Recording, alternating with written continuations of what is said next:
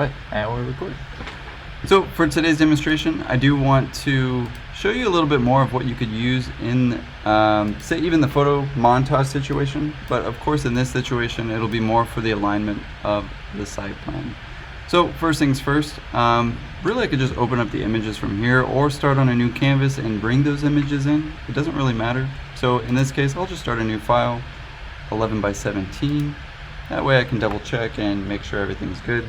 Obviously that's the case for the site plan, just because it needs to be 11 by 17. Go ahead and get some more brightness on that. There we go. Let's go ahead and place those images. So we'll go ahead and place both of them embedded. Take those two.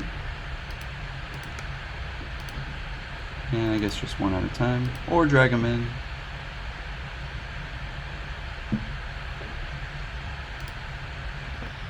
Enter. And let's get the other one. Embed. And screenshot. Sweet. So obviously we'll want the screenshot, I guess, towards the back. So I'll go ahead and put that towards the back. And right away, you'll see that the white space gets in the way. So there's a couple of things that we can do. From last time, we saw that we can use blending options. Right, so we can right click, multiply. And if it hasn't gotten rid of the white already, you can also adjust that, and to of course get rid of it. But we just need it so that we can find the location of where their project is, where more or less it's about a circle, where it is in this small little patch of field. So first things first, we need to align something. We also need to find the direction that maybe it's in. So first I want to change the scale.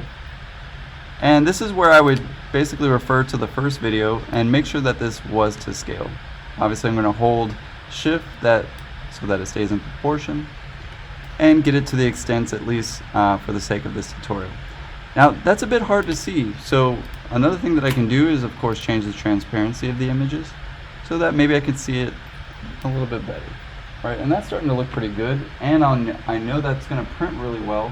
So this is what I was saying to some of you guys, that these images are too saturated, right? Like really saturated. Go ahead and give it some transparency to that layer, and it's going to print a lot better, right? I would say even dare 50%, because very often when you print, have you guys noticed it looks way better on the computer than it does on the print usually? So usually the printer saturates it, makes it a little bit darker. So very often what I would say is add some brightness, add some contrast, or all three.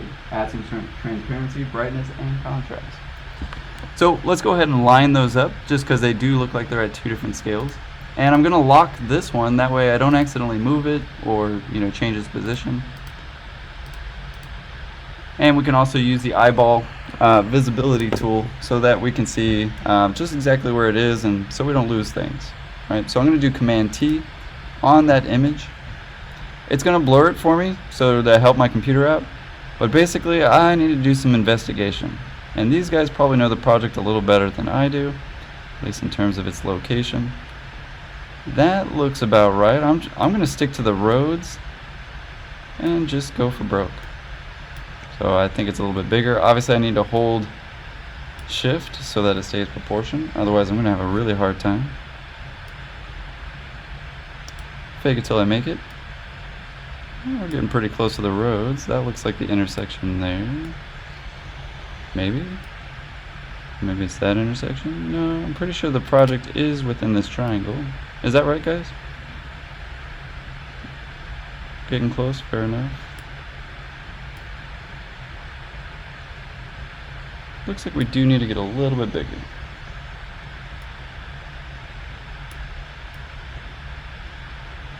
Next thing I would do, if the alignment of, the streets aren't exact, and let's face it, it is an aerial photo, so some things might be off.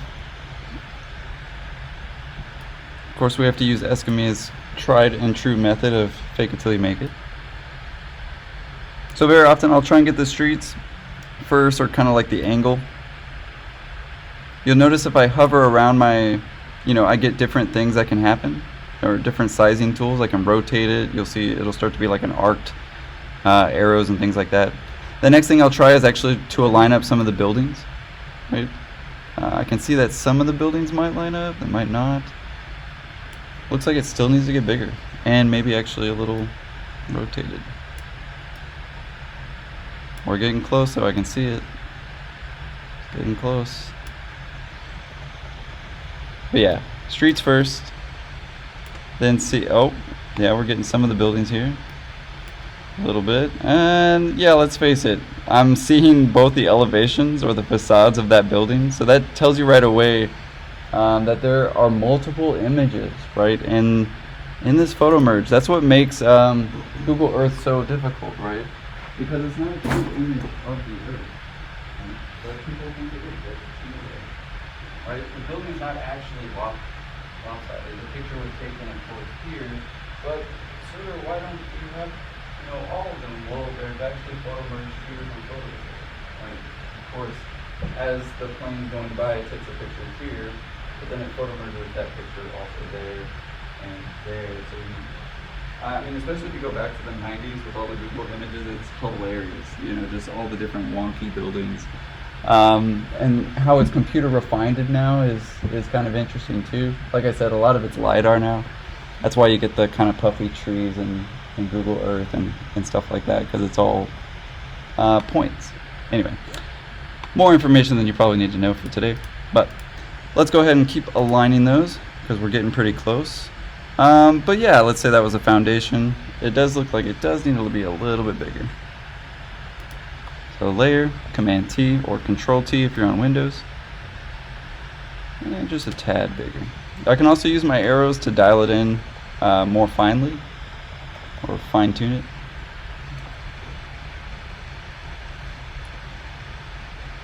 But yeah, for the sake of argument, that's pretty good. Keep it there, we'll hit enter, it'll get a little bit clearer, and we'll get pretty close. But that definitely gives us something to work with, right, in terms of at least their project, right, and explaining some of the things that are actually happening there. Now, obviously, I think it still needs to be bigger.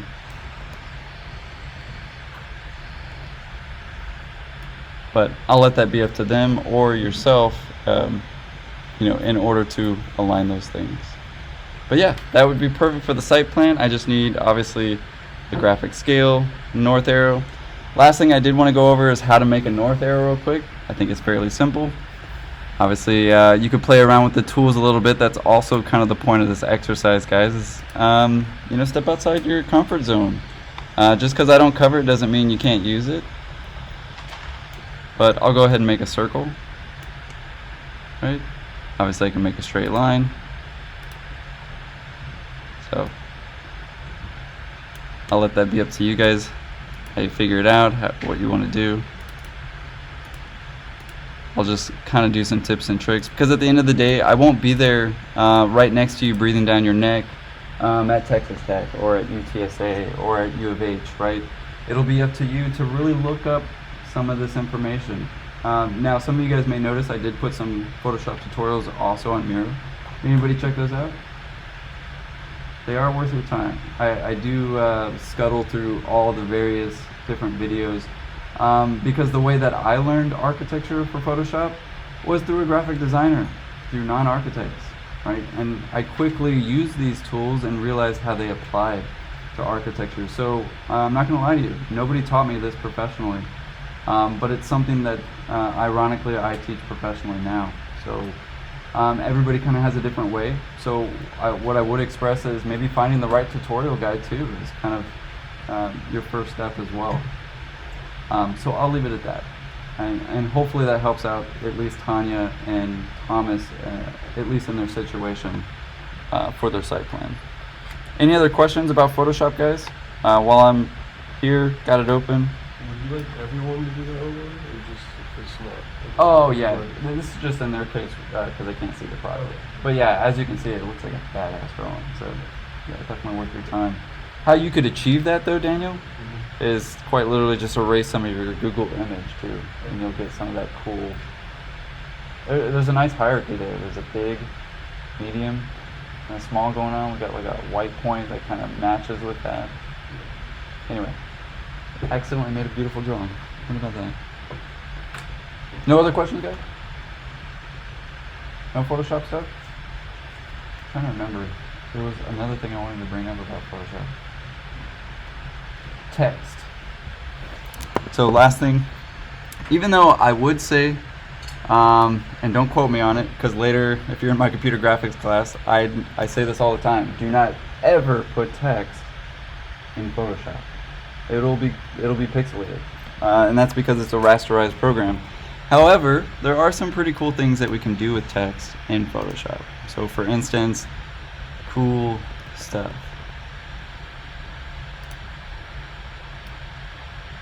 Now, if I change this, I can't really manipulate it too much the way it is right now.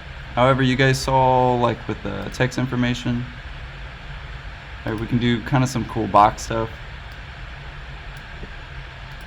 If it'll give me my box. I see it.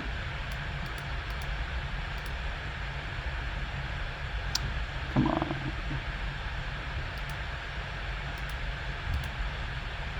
Usually gives me the box. Anyway, I do want to show you that you can make them auditable or editable, right? And of course just convert it to it's basically like an explode. It might be called something. Typically it's called outline object.